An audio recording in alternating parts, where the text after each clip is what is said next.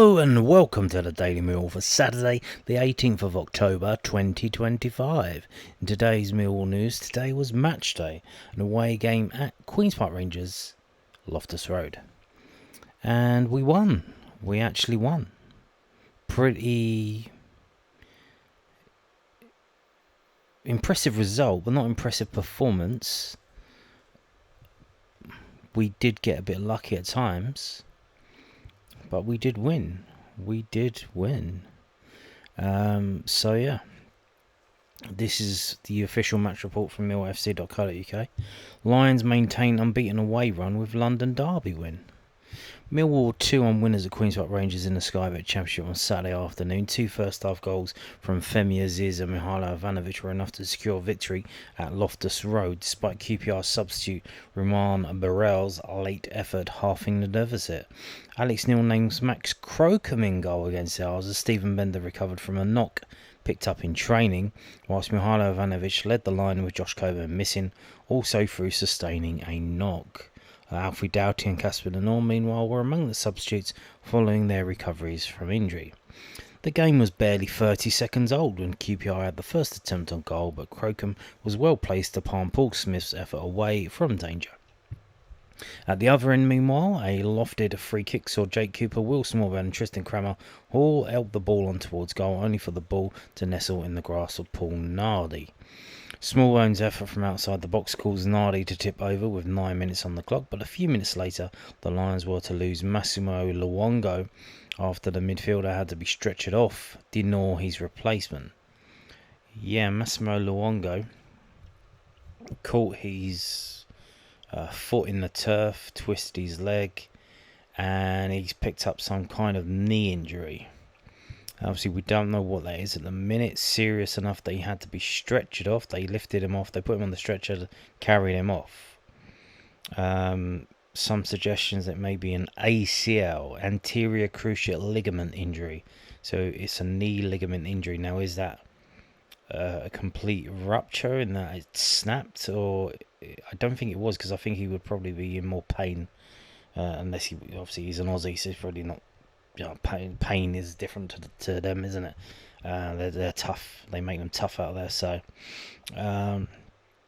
maybe it's just a little tear or something on it. But we have to see. But certainly sad to see that someone who has been very good, a very good player for us, is now not going to be around for, I would say, at least a number of months, probably 4 to 6 months. Which is a shame. Smith at the top of the crossbar with an effort following the restart, with Richard Coney fluffing his lines inside the box shortly after, but with 36 minutes on the clock, Millwall nudged themselves in front as Denor won the ball back in midfield and fed Mitchell. The midfielder's delightful ball over the top found the run of Aziz, who got himself between their defence and Nardi, finishing at the second bite of the cherry to open the scoring. Some slick movement from the Lions allowed Aziz to cross for the on-rushing Ivanovic at the back post 3 minutes from the break, only for the ball to travel just over the head of the Serb. Ivanovic, however, got his reward in the final minute of first half stoppage time as another Aziz cross evaded everyone except for Mihailo at the back post as he headed home. So we go into half time 2-0 up, and I would say for the first 20 minutes we looked very shaky. We had to do a lot of defensive work. They were attacking us quite a lot. We didn't have that much up front, and we played on the counter, and that's how we got the goal. And that is this chance. So they don't mention it in this match report, but he had another chance before that, which was a bit easier. It was more like a traditional one-on-one, and he kind of, messed it up, kicked it straight at the keeper. And you're thinking, oh God, here we go. Because, historically, previously, Aziz in one-on-ones, he's been a bit, he should have scored more goals, but he's been missing quite decent chances in one-on-ones. And he had that, and he missed it. And the goal they actually scored was a harder chance. He made it harder himself. He could have took the one-on-one, took the touch to take it away from the goalkeeper, kicks it at the goalkeeper, save, ball comes back to him, then he kicks it again and it goes in. So he made hard work of the actual goal, whereas the one before was a lot easier, and he missed that, or it didn't go in. And the same for Ivanovic. They do so the one where they say he missed it. It looked like he didn't even try that hard to get onto the end of it. Maybe he misjudged the flight of the ball, but it looked like he wasn't busting a gut to jump up and get to it. But then this one, second go, got the goal.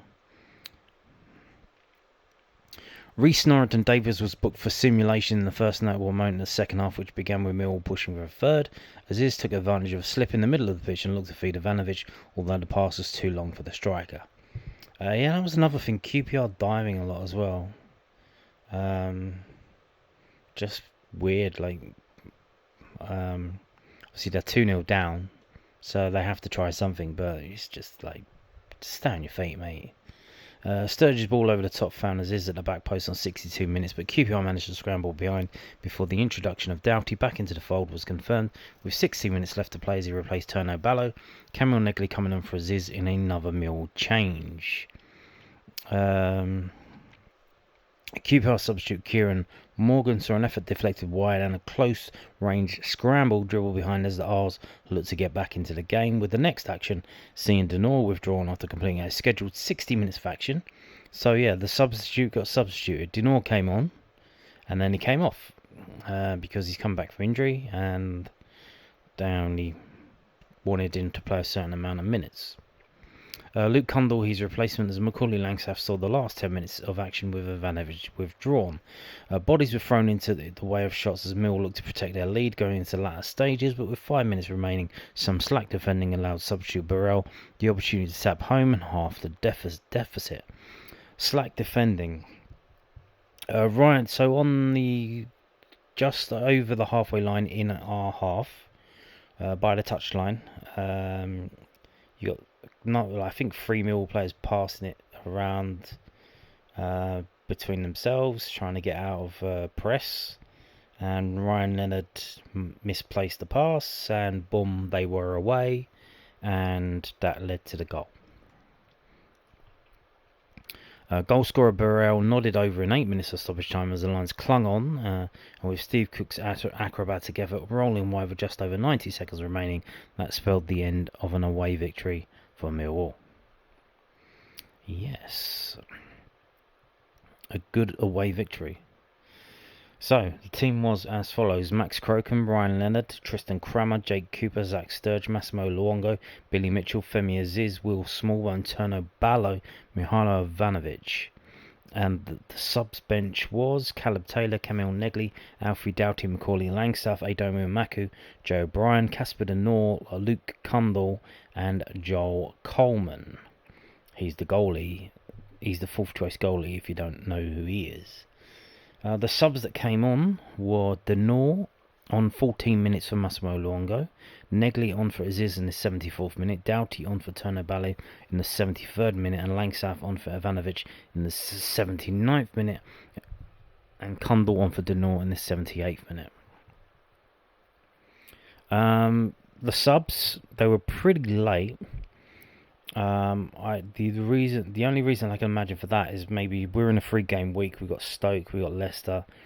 So maybe the changes were late because there's going to be a change of players at Stoke. So obviously you want the bench players will be starting against Stoke.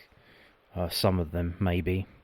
So, or maybe they realised there was going to be a lot of injury time. So you make the changes later so that the players can get through to. They're going to play more time because there's going to be 5, 6, 7. Ended up being 8 minutes for injury time. One thing about the changes, I would say. So we were 2-0 up, and the changes were like for like, which kind of confusing to me.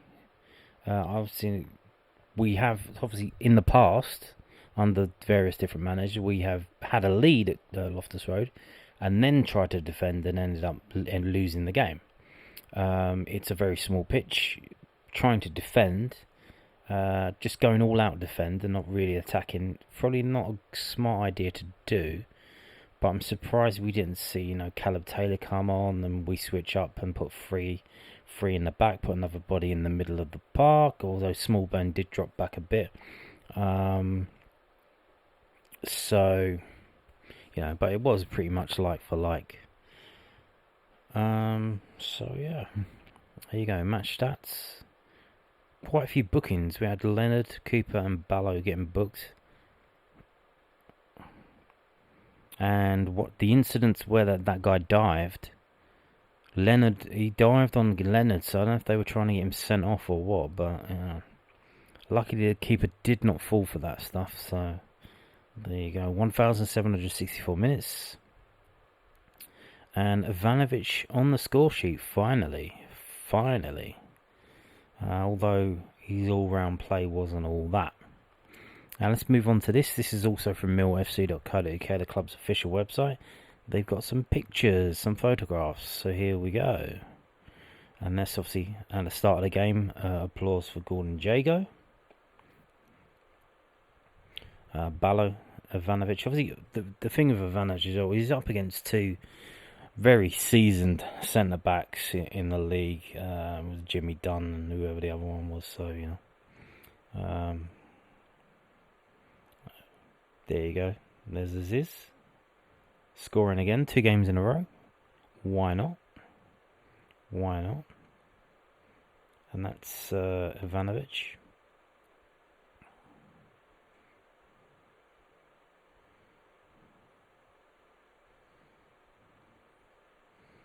Kundal, Cooper, Janor, Crocombe. Very decent in goal, Crocombe. Like all round. I believe that was his first game in the Championship, was it not? He's only played in cup games.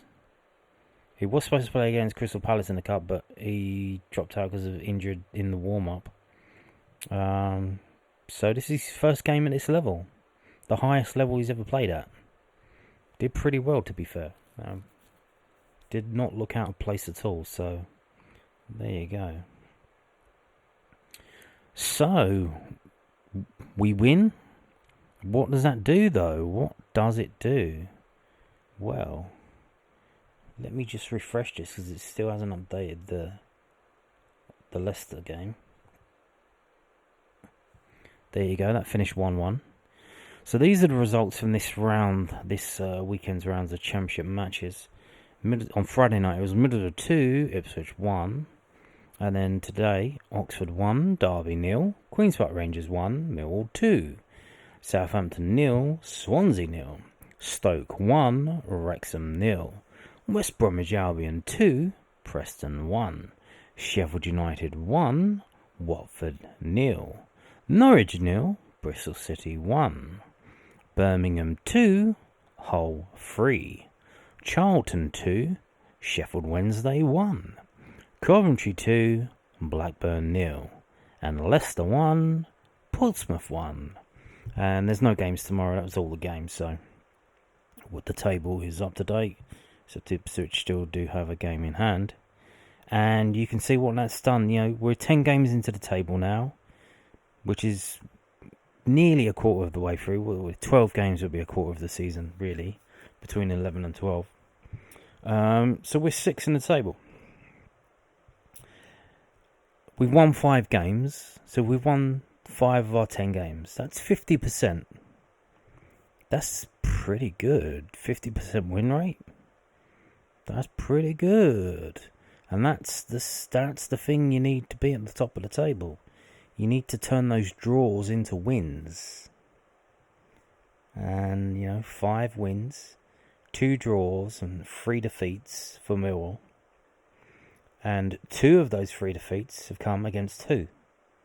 Coventry and Middlesbrough, the 2 teams at the top of the table by far.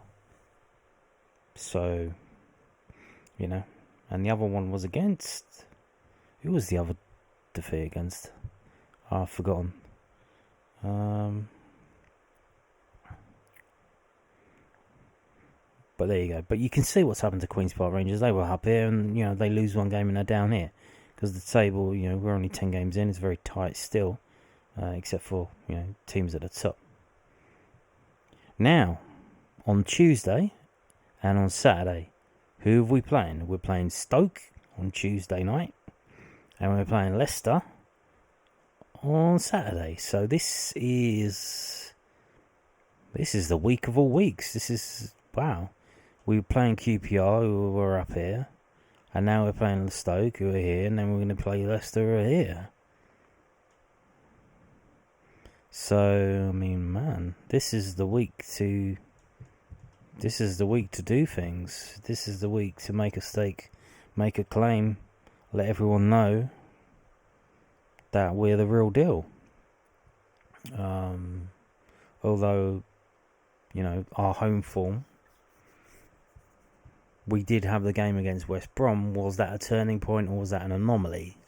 Because we've got 2 home games now against teams that, we're going to have to break them down. They've only conceded 6 goals and 9 goals. Could be a bit tricky for us to do that. So yeah, there you go. Not bad, eh? Not bad at all. 6 in the table, 50% win rate, and 50% not win rate. Half and half. Why not? If we can keep that up, then we will be there. So there you go. Good to see as well. Femias is, you get players like that, it make a difference. So that and to think so far, what we've done so far this season with the injury problems that we've had, missing so many players, it's remarkable to see that we're doing so well. And you would imagine now we're getting players back, hopefully we can push that on a little bit further, and maybe our home form will improve now that we get players back that may be able to open up opposition defences. Doughty, Femias is. Maybe we can do something in these 2 games at home that are coming up this week. So there you go.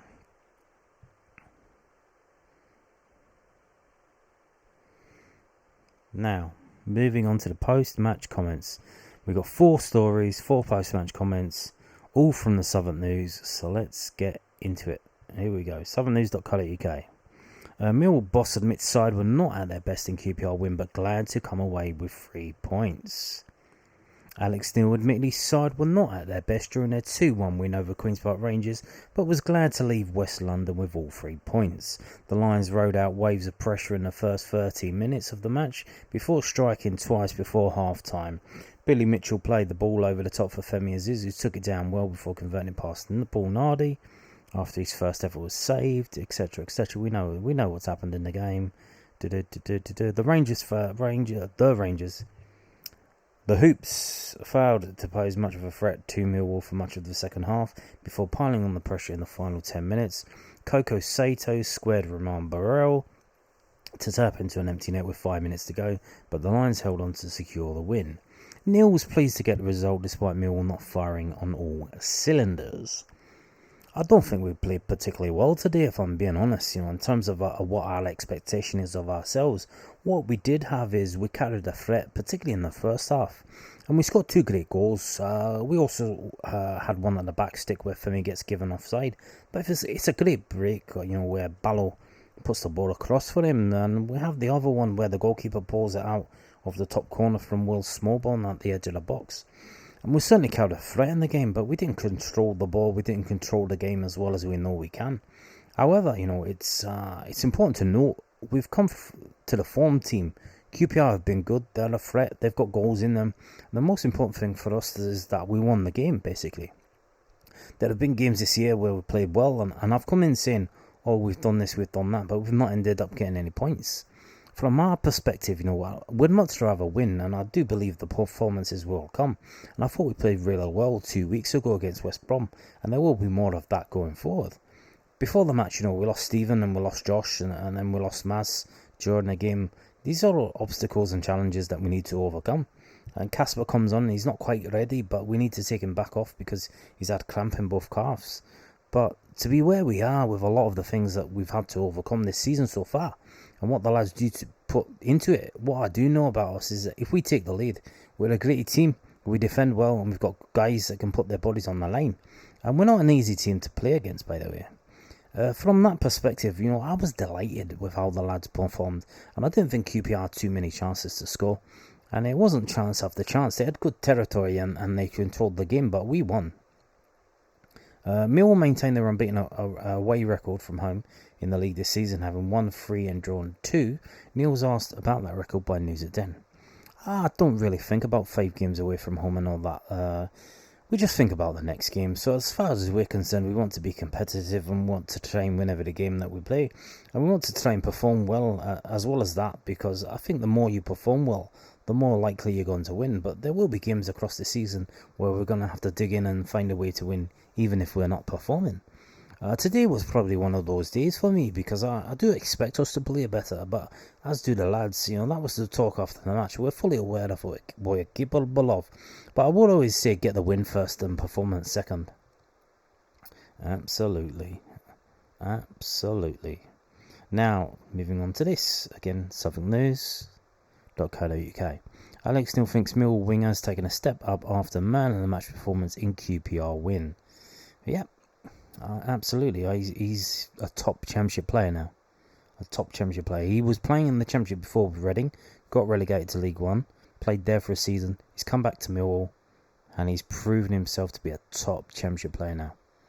Alex Neil thinks Femi Aziz has taken a step up this season after the winger recorded a goal and assist for the second game in a row. Millwall won the game 2-1.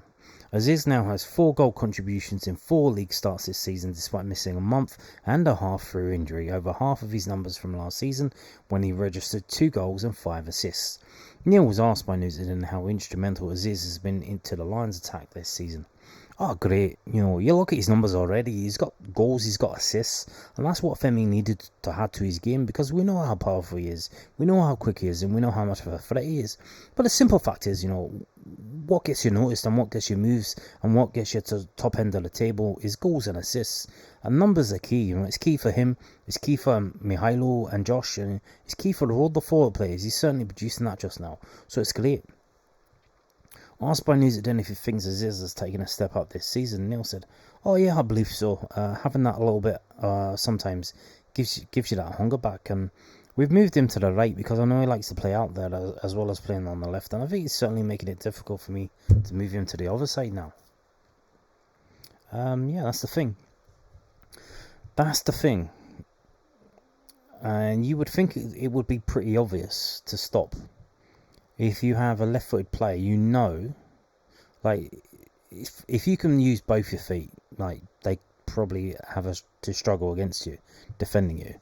But if they know you're going to cross with your left foot, you go down that side, they know, okay, just let me show him outside. If he tries to cut in, I'm going to tackle him and force him back the other way.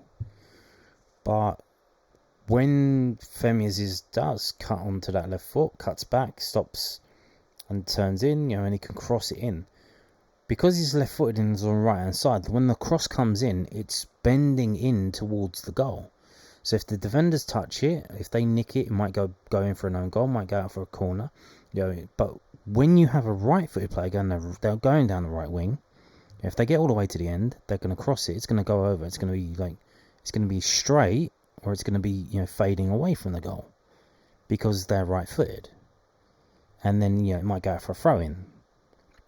So what you're doing is you're upping the danger potential. You're making the defence nervous.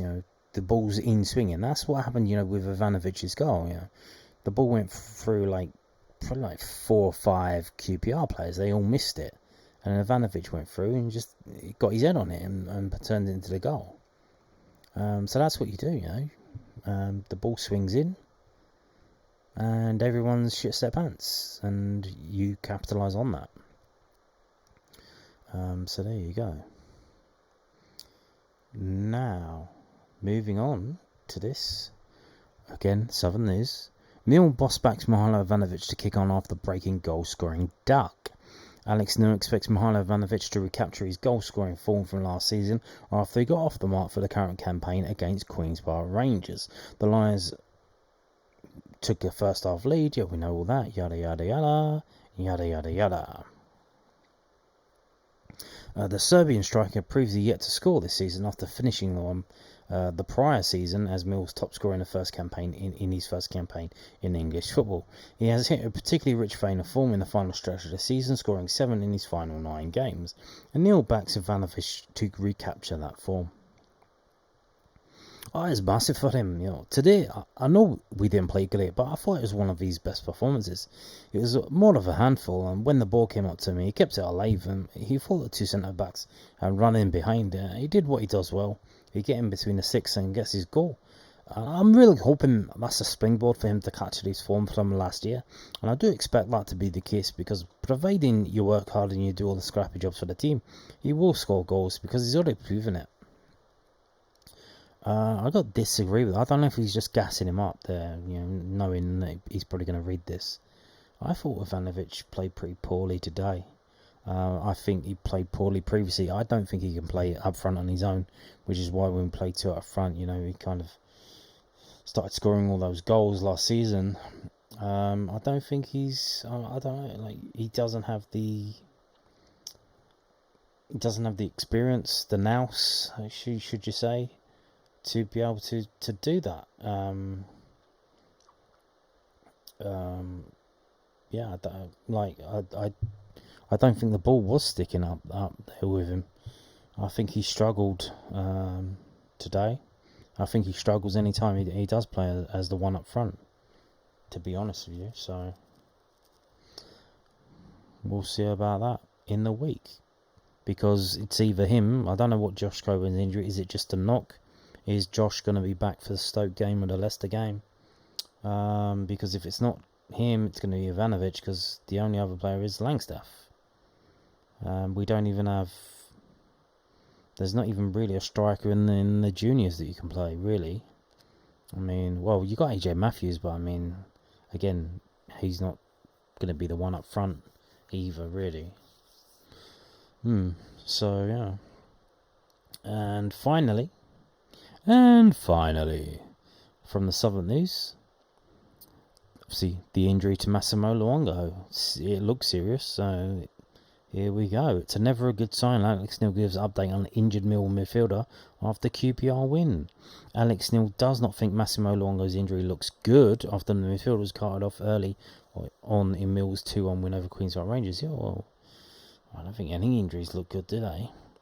Massimo Luongo, 33, joined the Lions as a free agent over the summer and started 6 league games amid a swathe of injuries at his position, winning man of the match in a 1-0 win over Watford on September the 22nd. Yeah, that's the thing. I don't think he was supposed to be playing so many games. Not that that's contributed to his injury today. I think it was the stud selection and the turf at Loftus Road that's done that. I think he was supposed to be like a backup, like coming in, maybe coming off the bench here and there, maybe starting the odd game. But obviously the injuries just forced us to play him, and you can see he was why he was in the Premier League last season. He has Premier League experience. He started again at Loftus Road, but was taken off 15 minutes into the match after going down holding his leg. He was replaced by Casper De Noor. Neil is unsure how serious the injury is yet. When a player gets down, particularly as a senior player, and it doesn't really move, and you start bringing things on to cart them off, it's never a good sign. Looking at it, he's planted his foot and he's turned and his knees went the opposite way. So we'll see, we'll get a scan on Monday and we'll see how it looks. I'm a bit disappointed for them, I would have stayed with the same team that won the last game, but we lost the goalkeeper and we lost the centre forward. And Maz, he's performed well for us this year. Josh Coburn and Stephen Bender also sustained injuries in the days leading up to the match and were ruled out of the tie. Asked by News at Den how long the duo might be out for, Neil said, "We'll need to assess them and then it'll be clear, hopefully. Same with Mass. We'll get Mass scanned on Monday and then we'll have a better idea." Well, that's interesting. So, might be a bit longer for Coburn and Bender. Not just a knock. Maybe it's a serious injury. Oh dear, oh dear, oh dear. So there you go.